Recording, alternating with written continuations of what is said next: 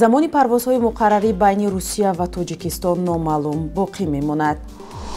барои шиносоии ҷасади ду муҳоҷири тоҷик аз наздиконашон ДНК гирифтанд. Толибон аз Ҷо Байден хостанд, ки ба созиши сулҳ пойбанд бимонад. салом бинандаҳои азиз, ин барномаи навиди бомдодӣ аст, ки аз душанбе тақдими шумо мешавад. имрӯз 11 ноябр аст ва ман Сарвинози Рӯҳло то чанд дақиқаи дигар шуморо бо хабару гузоришҳои тоза ошно мекунам. соат ба вақти душанбе 11 ва ҳатман бо мо бошед ва аз шунидани хабару гузоришҳо дар канор намонед. кай роҳҳо боз мешаванд ва парвозҳо байни Русия ва Тоҷикистон ба ҳолати пешина бармегарданд? ин суолест, ки ҳазорон нафар аз корбарони пойгоҳҳои радиои озодӣ ҳамарӯза ба мо мефиристанд. аз ҷумла худи шумо бинандагони гиромӣ низ дар ин бора суолҳо мекунед ва радиои озодӣ дар ин бора ба шумо иттилоъ медиҳад. бунгоҳ ё оҷонсии федералии нақлиёти ҳавоии Русия дар посух ба як номаи радиои озодӣ гуфт, дар ҳолати феълӣ Росавиатсия масъалаҳои ташкили парвозҳои байналмилалиро шарҳ намедиҳад. ин ниҳод гуфт, ки ҳамаи қарорҳо дар бораи иҷрои парвозҳо дар салоҳияти ситоди фаврии ҳукумати Русия қарор дорад ва ҳамин тавр дар ситоди амалкунандаи Русия посух доданд, ки барои пешгирӣ аз паҳншавии сирояти нави коронавируси COVID-19 ҳукумати Русия 27 март қарор кард, ки парвозҳои мунтазам ва чартериро аз фурудгоҳҳои Русия ва ба фурудгоҳҳои хориҷӣ ва баръакс ба истиснои парвозҳои бозоварии шаҳрвандони Русия қатъ кард. ба ин тартиб ду ниҳоди масъули Русия посухи суолҳоро ба ҳамдигар ҳавола карданд, вале ҷавоби дақиқ нагуфтанд. пештар тарафи Тоҷикистон гуфта буд, ки барои парвозҳои доимӣ хостори ба ҳолати аввала баргардонидани парвозҳои байни ду кишвар аст, вале дар ин масъала бо Москав созише ҳосил нашудааст. мақомоти Русия аз пайвандони ду муҳоҷири тоҷик, ки дар сӯхтори шаби 7 ноябр дар вилояти Самара ҳалок шуданд, барои шиносоии ҷасадҳо натиҷаи озмоиши ДНК талаб карданд. бар асоси озмоиш ва муқоисаи он бо ДНКи хешовандон шахсияти муҳоҷирони ҳалокшуда дақиқ хоҳад шуд. ҳамкорамон Мумин Аҳмадӣ ин мавзӯъро пайгирӣ дошт ва ҳоло гузоришро бо ҳам мебинем. дар ин сӯхтори рӯзи 7 ноябр дар вилояти Самараи Русия ду муҳоҷири тоҷик ҳалок шудааст. оятуллои 20 сола ва Муҳаммад Шарифи 22 сола сокинони шаҳри Роғуни Тоҷикистон моҳи март ба Русия рафта буданд. расонаҳои Русия гуфтанд, ки дар ин сӯхтор ҷасади 4 нафар пайдо шудааст, ки шинохта намешаванд. мақомоти Русия аз пайвандони муҳоҷирон хостанд, ки барои шиносоии ҷасадҳо ташхиси ДНК супоранд. наздикони муҳоҷирон гуфтанд, ки онҳо дар душанбе ташхис супурданд.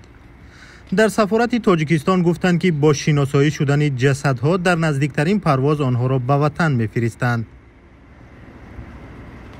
солона бештар аз 1000 тобути муҳоҷирон аз Русия ба Тоҷикистон оварда мешавад, ки дар ҳодисаҳои мухталиф фавтидаанд.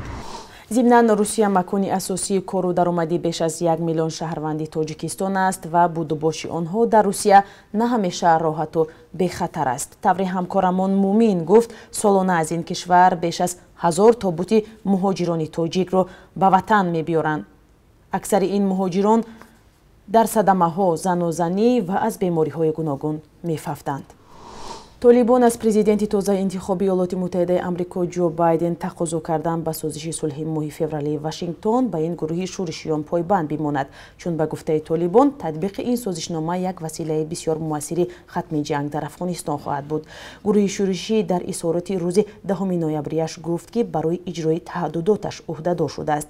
ин изҳорот дар ҳолест, ки муовини президенти Афғонистон Сарвар Дониш шӯришиёнро дар набуди пешравӣ дар музокироти байни афғонии сулҳ дар музокироти давҳаи Қатар айбдор кард. Дониш гуфт, Толибон монеи калидии пешрафт дар музокирот бо намояндагони ҳукумат буда, баъди 10 солаҳо ҷанг ба сулҳ бовар надоранд.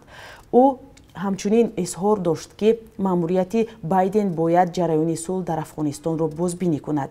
Байден қарор аст моҳи январ дар мақоми президенти 46-уми Амрико савганд ёд кунад. Дар пайи имзои созишномаи сулҳ бо Толибон дар моҳи феврали имсол зиндониҳои ҳарду тараф озод шуда, музокироти байни ҳукумат ва гурӯҳи шӯришӣ ба роҳ монда шуд. Инчунин бар асоси ин созиш қарор аст то моҳи майи соли 2021 нерӯҳои хориҷӣ хоки Афғонистонро тарк кунанд ва Толибон ҳам бо Алқоида ва дигар гурӯҳҳои ҷангии шӯришӣ иртиботашонро қатъ намоянд. ҳавопаймои борбари низомии Русия бештар аз 200 нерӯи постдори сулҳро ба Арманистон расонид. ба иттилои вазорати мудофиаи Русия 12 ҳавопаймои Ил-76 бо сарбозону фармондеҳон ва дастаи 15-уми постдорони сулҳ дар Арманистон фуруд омадааст. Дар минтақаи ҷойгиршавии нерӯҳо, техникаи низомӣ ва васоили иртиботӣ ҳам мустақар шудааст. шумори умумии нерӯҳои постдори сулҳи Русия дар минтақаи низои Қаробоғи кӯҳӣ наздики 2000 низомӣ, 90 зирехпӯш, қариб 400 адад мошин ва дигар техникаи махсусро ташкил медиҳад. барои назорати созиши қатъи амалиёти ҷанги истгоҳҳои назоратии Русия дар хати низои Қаробоғи кӯҳӣ ва долони Лочин ки Арманистону Қаробоғи кӯҳиро ба ҳам мепайвандад ҷойгир мешаванд. рӯзи 9 ноябр президентҳои Русия ва Озарбойҷон ва сарвазири Арманистон изҳороти муштаракро дар бораи қатъи комили ҷанг дар Қаробоғи кӯҳӣ имзо карданд. Озарбойҷону Арманистон дар мавқеъҳои худ боқӣ мемонанд ва нерӯҳои постдори сулҳи Русия дар минтақа ҷойгир карда мешавад. ибораи Конститутсияи Тоҷикистонро тақрибан ҳамаи мардум медонанд, вале аксар сокинон дар шарҳи он душворӣ мекашанд. ҳафтаи гузашта аз қабули қонуни асосӣ ё Конститутсия 26 сол гузашт. дар ин муддат чанд дафъа ба он тағйирот ворид карданд. мақомот гуфтанд ки ислоҳҳои нав заминаҳои беҳтари ҳуқуқиро барои сокинон фароҳам овардааст, аммо мунтақидон мегӯянд ҳадафи тағйирот чизи дигар аст. дар ин гузориш мебинем ки сокинону коршиносон дар бораи қонуни асосӣ чӣ мегӯянд. Конституция сар қонуни Тоҷикистон мебошад ки мардумро ҳимоят мекунад, барои рост ҳидоят мекунад. Мана нагадар кунид снимат набошад. Ё пеша ки ман ба ягон чӣ гӯед, ман гавсана мекунам. Конституцияи Тоҷикистон 10 боб 100 модда иборат аст ки дар он 3 маротиба тағйир 6 маротиба мисол қонунҳои мазкури ҷумҳурии Тоҷикистонро аз рӯзи қабули Конститутсия дар райпурсии 6 ноябри соли 1994 ҳукумат 3 дафъа онро тағйир доду ислоҳ кард. ба гуфтаи сиёсатмадори мухолиф Шокирҷон Ҳакимов, бо вуҷуди ворид шудани чандин тағйирот, ҳадаф як чиз буд.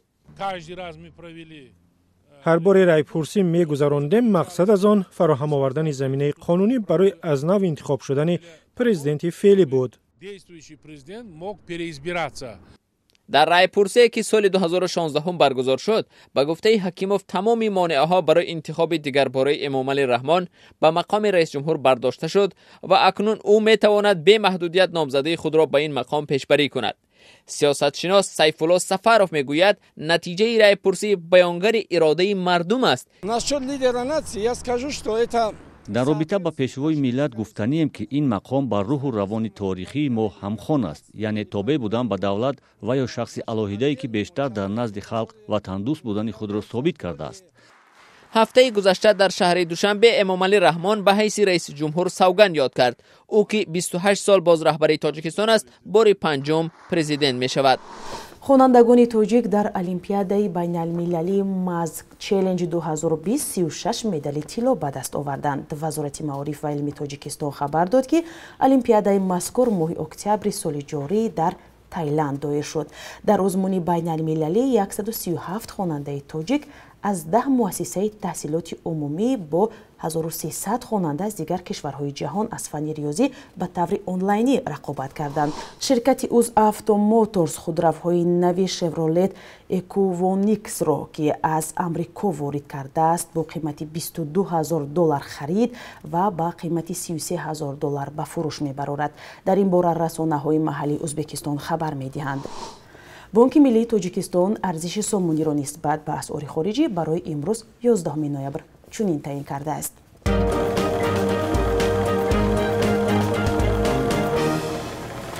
شما خبر و گزارش های رادیوی آزادی رو در نوید بامدادی شنیدید و همچنین بعد از چند دقیقه دیگر همکاران ما شما رو با خبر و گزارش های تازه آشنا خواهند کرد.